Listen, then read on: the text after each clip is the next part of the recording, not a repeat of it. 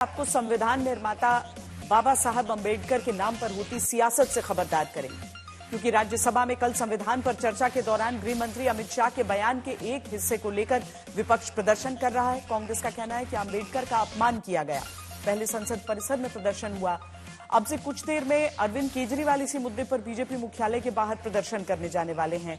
इन सब के बीच प्रधानमंत्री ने कांग्रेस को जवाब दिया है। कहा है कि कांग्रेस अब अंबेडकर पर नाटक कर रही है। बीजेपी आरोप लगाती है कि कांग्रेस जानबूझकर अमित शाह के बयान के आधे हिस्से को फैलाकर झूठी सियासत करती है। कांग्रेस कहती है कि अंबेडकर के अपमान पर गृह मंत्री इस्तीफा दें। मान्यवर, अभी एक फैशन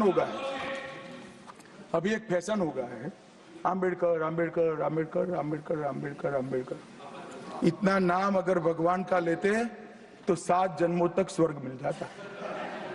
अच्छी बात है ना। सुनिए तो, सुनिए ना, आप सुनिए ना, मैं बताता हूं। हमें तो आनंद है कि अंबेडकर का नाम लेते हैं। अंबेडकर का नाम अभी 100 बार ज्यादा लो, परंतु साच अर्थ में अंबेडकर जी के प्रति आपका भाव क्या है ये मैं बताता हूं। मान्यवर, अंबेडकर जी को देश की पहली कैबिनेट से इस्तीफा क्यों दे दिया? अंबेडकर जी ने कई बार कहा कि अनुसूचित जातियों और जनजातियों से हुए व्यवहार से मैं असंतुष्ट हूं। सरकार की विदेश नीति से मैं असहमत हूं और आर्टिकल 370 से मैं असहमत हूं। इसलिए वो छोड़ना चाहते थे। उनको आश्वासन दिया गया, आश्वासन पूरा नहीं हुआ। उन्होंने इग्नोरेंस के चलते इस्तीफा दे दिया।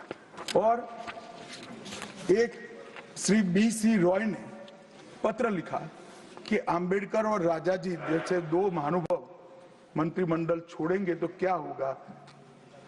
तो नेहरू जी ने उनको जवाब में लिखा है, राजा जी के जाने से तो थोड़ा बहुत नुकसान होगा, अंबेडकर के जाने से मंत्रिमंडल कमजोर नहीं होता है।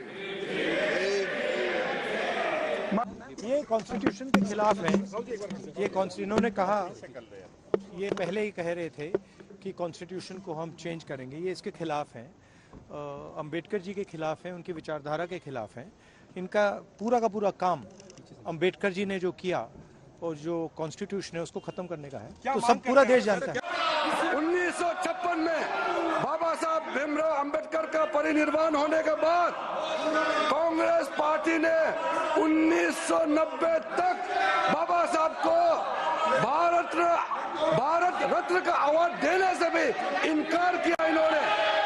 वो तो जब कांग्रेस पार्टी को सत्ता से बाहर किया, भारतीय जनता पार्टी के समर्थन से राष्ट्रीय मोर्चा का जब सरकार गठन हुआ, तब जाकर के बाबा साहब भीमराव अंबेडकर को भारत रत्न से नवाजा गया है।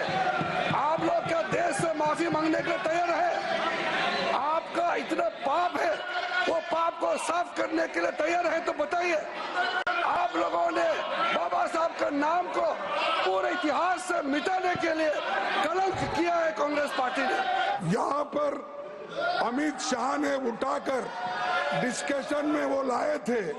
उन्होंने ये कहा था कि अंबेडकर का इतना आप लोग उठ के बोलते हो, अगर यही उनका मजाक उड़ाया आपने 100 बार। अगर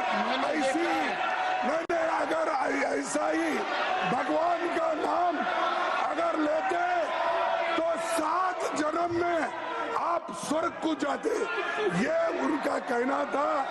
इसीलिए इन्होंने बाबा साहब अंबेडकर का अपमान किया। बाबा साहब का अपमान किया, संविधान का अपमान किया, और वो मंशा जो उनके दिमाग में है कि उनकी जो मनुस्मृति की आइडियोलॉजी है वो और RSS की आइडियोलॉजी जो है वो दर्शाता है कि वो खुद वो बाबा साहब अंबेडकर के संविधान को रेस्पेक्ट नहीं देना चाहते हैं। उसीलिए हम वो कंडेम करते हैं और I demand his resignation. We all the parties demand his resignation. ये खड़गे जी जो शब्द यूज कर रहे हैं, इसी को मैं खंडन करना चाहता हूँ कितने दिन तक बाबा साहब का नाम को दुरुपयोग करोगे? और कांग्रेस पार्टी, आप काफी नहीं है? इतने सालों, इतने दशक तक बाबा साहब भीमराव अंबेडकर को अपमानित किया कांग्रेस पार्टी ने, वो काफी नहीं है? और भी अपमानित करना चाहते हैं? ये नहीं हो सकता है। बाबा साहब भीमराव अंबेडकर के कदमों पे चलने वाला हम लोग हैं। और ये कांग्रेस पार्टी ना जीते जी बाबा साहब को सम्मान दिया और बाबा साहब का परिनिर्वाण के बाद भी फिर अपमानित करने का कोशिश की।